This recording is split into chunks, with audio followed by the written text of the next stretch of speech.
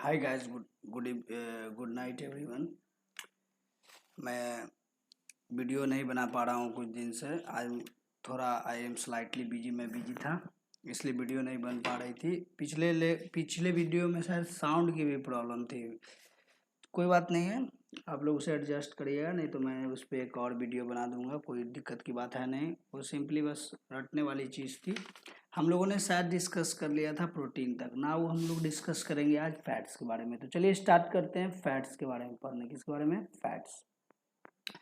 Fats को fats है क्या, तो ध्यान दीजिएगा, इसे सिंपल लिपिड्स बोलते हैं। It is what? Simple lipids. Simple lipids. Clear है? अब बात आती है कि ये एनर्जी देता है कि नहीं, तो हाँ, it is energy compound. Clear है? It is energy compounds. अब बात आती है ये कैसा कंपाउंड है, तो ऑर्गेनिक कंपाउंड है। ऑर्गेनिक कंपाउंड में आपको बता चुका हूँ क्या होता है ऐसा कंपाउंड जिसमें क्या हो, कार्बन हो, उसे क्या बोलते हैं? Organic compounds. क्लियर है? अब बात आती है कि फैट्स टूटता है, जब फैट का ब्रेकडाउन होता है तो क्या बनता है, ये मैंने डाइजेशन में पढ़ा चुका हूँ। ये बनता है glycerol plus fatty acid. Fatty acid. Clear है? ग्लिसरॉल और क्या बनेगा? Fatty acid. अब बात आती है कि जब 1 ग्राम फैट टूटेगा तो एनर्जी कितना देता है। याद रखिएगा, 1 gram of fat produce 9.3 calorie, 9.3 calorie of energy. और आपको पता है कि 1 कैलोरी में कितना एनर्जी होता है? 4.186 जूल। क्लियर है यहाँ तक? अब बात आती है कि इसका डाइजेशन कहाँ पे होता है, तो हम लोगों ने पढ़ा चुका हूँ, इसको मैंने आपको पढ़ाया भी था।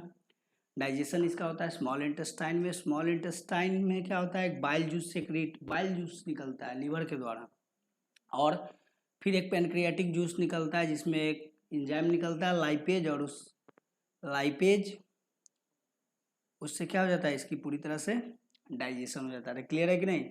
अब बात है इसके फंक्शन क्या क्या है, फैट्स के function. Let us talk about the function of what, fat. Function क्या क्या है, जरा फंक्शन पे ध्यान देंगे। तो ये हमें एनर्जी प्रोवाइड करता है। Provide what? एनर्जी। और कैसा एनर्जी? तो long time working capacity provide करेगा। Long time working capacity. Clear है? Long time working capacity provide करेगा। क्लियर है? दूसरा, it provide protection to smooth organ. तो लिखेंगे it provide protection to smooth organ. अरे क्लियर है कि नहीं? It provide protection to smooth organ. तीसरा काम क्या है इसका? तीसरा काम है make our body water proof. ये वाटर प्रूफ बनाता है हमारे बॉडी को, और किसको? मतलब स्किन को ये वाटर प्रूफ बनाता है। क्लियर है? अब हम लोग डिस्कस करेंगे फैट के बारे में। फैट कितने प्रकार के होते हैं, तो जरा ध्यान देंगे। Fats are of 2 type. Fat 2 प्रकार के होते हैं। कौन कौन से होते हैं? एक होता है सैचुरेटेड फैट, और दूसरे का नाम है अनसैचुरेटेड फैट। क्लियर है? Fats are of 2 type, saturated fat and unsaturated fat. Saturated fat किसे बोलते हैं? जब कार्बन कार्बन सिंगल बॉन्ड रहे। अनसैचुरेटेड जब कार्बन कार्बन क्या हो, डबल बॉन्ड रहे। ठीक है? क्लियर है? एक बात बताइएगा, आप अगर ध्यान दीजिए,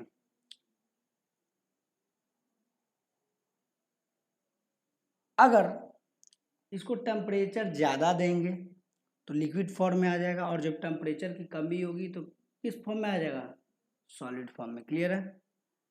लेकिन अरे कहने का मतलब ये है कि सैचुरेटेड फैट वैसे फैट को बोलते हैं जो टेम्परेचर बढ़ने पे तो लिक्विड हो जाए, लेकिन जैसे ही टेम्परेचर कम होगा तो ये क्या में बदल जाएगा? सॉलिड में। जैसे डालडा, डालडा को आप लोग देखते होंगे गर्मी में ये क्या रहता है? लिक्विड फॉर्म में रहता है, लेकिन जैसे ही ठंड आती है, ठंड विंटर सीजन आती है, तो it convert into what? Solid. अरे होता है कि नहीं? घी एग्जाम्पल है कि these all are example of what? Saturated fat. लेकिन अनसैचुरेटेड फैट की बात करूं तो टेम्परेचर ज़्यादा होने पर भी लिक्विड में रहेगा, और टेम्परेचर कम होने पर भी क्या में रहेगा, लिक्विड में रहेगा। जैसे कि इसका एग्जाम्पल क्या कर सकते हैं, इसका एग्जाम्पल है क्या, कोई बता पाएगा?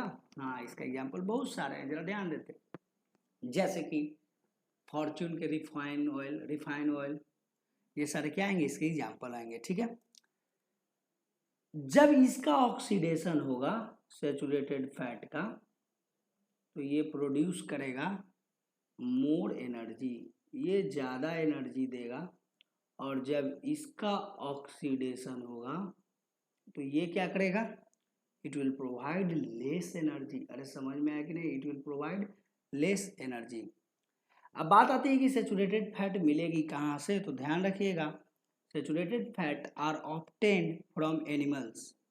समझ में आ गया, कहाँ से मिलेगा, एनिमल से मिलता है saturated fat. Means saturated fat are obtained from animals. Example में देखेंगे तो घी, कोकोनट ऑयल, और भी एग्जाम्पल लिख सकते हैं, डालडा, फिश लिवर, चीज, बटर, etc। अगर अनसैचुरेटेड की बात आए तो सरसों का तेल, जिसे मस्टर्ड ऑयल बोलते हैं, MUSTARD, मस्टर्ड ऑयल। उसके बाद soybean oil, olive oil, almond oil. Clear है, क्लियर है? चलिए, बहुत अच्छी बात है कि आप लोगों को ये चीज़ क्लियर है। अब हम लोग एक चीज़ और पढ़ेंगे फैट के बारे में, कि फैट आखिर स्टोर होता कहाँ पे। चलिए देखते हैं। होता है फैट इज स्टोर्ड, देखिए जरा फैट है, जरा ध्यान देते हैं, लिखता हूँ मैं यहाँ पे फैट। क्लियर है? फैट जो है दो चीज़ हो सकता है, जरा ध्यान देते हैं। एक एक्सेस अमाउंट में हो सकता है, और एक क्या में हो सकता है, मिनिमम अमाउंट में हो सकता है। Means excess of everything is also bad, पढ़ चुके हैं, और डिफिशियंसी इज ऑल्सो बैड। तो जब एक्सेस हो जाएगा तो आपको ओबेसिटी हो जाएगा, मोटापा हो जाएगा, ओबेसिटी। क्या हो जाएगा आपको, ओबेसिटी। ओबेसिटी नापते कैसे है, क्या है कि नहीं, तो measured by body mass index, BMI, body mass index. ठीक है, अब बॉडी मास इंडेक्स को कैसे पता करेंगे कि कैसे है, तो अगर 18 से 25 आया तो वो नॉर्मल है। क्लियर है? 25 से 30 आया तो ओवरवेट, और ये जब 30 से ज़्यादा है तो ओबेसिटी होगा। और ये जब 18 से कम हो जाए तो ये क्या आ जाएगा, अंडर वेट है। क्लियर है कि नहीं, it is what, under weight. समझ में आ गया? अब जब बात को समझते हैं ध्यान से कि BMI आखिर निकालते कैसे, तो ध्यान दीजिएगा, हाउ टू कैलकुलेट BMI। आखिर ये जो 18 से 25 हम लिख रहे हैं, 25 से 30, आखिर ये है क्या, समझते हैं? BMI निकालने के लिए आपको कुछ नहीं करना है, आपको वेट ले लेना है आपका, कुछ ना कुछ तो होगा। वेट इन केजी में ले लीजिए, वेट को क्या में लेना है, केजी में। और आपको हाइट लेना है, हाइट इन मीटर स्क्वायर, इसको डिवाइड कर दीजिए। हाइट को मीटर में ले लीजिए और इसका होल स्क्वायर कर दीजिए और डिवाइड कर दीजिए, और देखिए कि आपका ये जो डाटा है किस रेंज में आ रहा है। क्लियर है? अब बात आती है कि फैट की कमी होगी तो क्या होगी। देखिए, जैसे ही फैट का कमी होगा तो आप में एनर्जी की कमी होगी कि नहीं, हाँ, एनर्जी की कमी होगी। इससे आपको होगा क्या, जरा ध्यान दीजिएगा, इससे आपको बहुत सारे प्रॉब्लम हो सकते हैं। जैसे कि आपको थकान महसूस होगी। ठीक है, वजन जो है आपका क्या हो जाएगा, वेट जो है आपका क्या हो जाएगा, कम हो जाएगा। आलस क्या हो जाएगा, बढ़ जाएगा। काम आप जितना करना चाहिए नहीं कर पाएंगे, काम कम करेंगे आप। समझ में आ गया? मीन्स एफिशिएंसी जो है, वर्किंग एफिशिएंसी, वो क्या हो जाएगा, कम हो जाएगा। समझ में आ गया? अब एक बात आती है, जरा ध्यान से समझिएगा, कि आप लोगों ने सुना होगा कि कोलेस्ट्रोल बढ़ जाता है, कोलेस्ट्रोल इंक्रीज। अगर कोलेस्ट्रोल का लेवल बढ़ जाए तो क्या होगा, जरा ध्यान दीजिएगा। हम लोग जानते हैं कि लीवर एक ऐसा चीज़ है जो हर चीज़ को स्टोर करता है। क्लियर है? तो लीवर जो है 75%, ध्यान समझिएगा क्या मैं बताना चाह रहा हूँ। लीवर जो है किसी भी चीज़ को स्टोर करता है। क्लियर है? ऐसा देखा गया है कि लीवर जो है 75% चीज़ को अकेले ही स्टोर कर लेता है, बाकी सब चीज़ बाकी अलग अलग ऑर्गेन्स में स्टोर होता है। ठीक है, अगर ध्यान दीजिएगा होगा क्या, जैसे कि सपोज करिए इट इज़ योर लीवर, ये क्या है हमारा लीवर है, ठीक है। और लीवर में एडिपोज टिश्यू पाए जाएंगे कि नहीं, हाँ पाए जाएंगे। और एडिपोज टिश्यू में ही तो फैट स्टोर होता है, हम लोग पढ़ चुके हैं। होगा क्या, धीरे धीरे ये कोलेस्ट्रॉल जो है यहाँ पे डिपॉजिट हो जाएगा, ठीक है, ध्यान देंगे लीवर के वॉल पे, ठीक है, हो गया। और जैसे ही कोलेस्ट्रॉल डिपॉजिट हो जाएगा तो कुछ प्रॉब्लम होगा कि नहीं, हाँ प्रॉब्लम होगा। और क्या प्रॉब्लम होगा, जैसे ही ये कोलेस्ट्रॉल डिपॉजिट हो जाएगा तो इससे एक बीमारी हो जाएगी जिसे हम लोग लीवर सिरोसिस बोलते हैं, liver cirrhosis, liver cirrhosis, clear है। It will cause what, liver cirrhosis. आपके ये जो कोलेस्ट्रॉल है आपके ये आर्टरी में जम सकता है, अगर ध्यान दीजिएगा जैसे ही ये आपके आर्टरी में जम जाएगा, एक पाइप है और पाइप का डायमीटर कम हो जाएगा तो उससे पानी का फ्लो कम हो जाता है कि नहीं। तो जब आर्टरी में ही कोलेस्ट्रॉल जम जाएगा तो ब्लड का फ्लो कम हो जाएगा कि नहीं, हाँ बिल्कुल। जैसे ही ब्लड का फ्लो कम हो जाएगा तो क्या यहाँ से ऑक्सीजन जा पाएगा, अरे ऑक्सीजन नहीं जा पाएगा क्योंकि ब्लड का ट्रांसपोर्ट क्या हो जाएगा, कम हो जाएगा। अरे समझ में आया।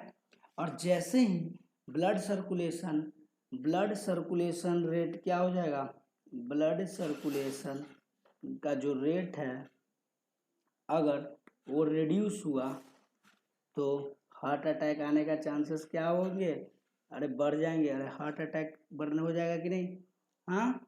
और हार्ट अटैक जब बढ़ने के चांस हो जाएगा तो उसे एक बीमारी होती है जिसे बोलते हैं एथरोस्क्लेरोसिस, एरेथ्रोस्क्लेरोसिस बोलते हैं, ठीक है, ये डॉक्टर के टर्म में, ठीक है। और जो अब होगा क्या, तो हार्ट की आपको बाईपास सर्जरी करना पड़ेगा, हार्ट में आपको क्या करना पड़ेगा, बाईपास सर्जरी करना पड़ेगा।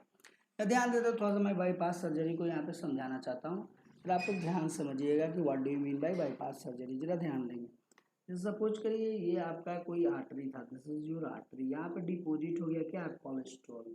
कोलेस्ट्रॉल क्या हो गया, डिपॉजिट हो गया। जैसे ही कोलेस्ट्रॉल डिपॉजिट हो गया ब्लड अच्छे से फ्लो नहीं कर पाएगा। सपोज करिए इतने पोर्शन ऑफ द आर्टरी में कोलेस्ट्रॉल क्या हो गया, डिपॉजिट कर गया। डॉक्टर क्या करता है, यहाँ से इसको आर्टरी को काट करके यहाँ पे आर्टिफिशियल पंप लगा देता है और ब्लड के फ्लो को बाईपास कर देता है ताकि कोई दिक्कत ना हो, ठीक है, ताकि हार्ट के सेल्स ना मर पाए। अरे एनर्जी नहीं मिल रहा है, मीन्स ब्लड का फ्लो कम हो गया यानी एनर्जी कम जाएगा।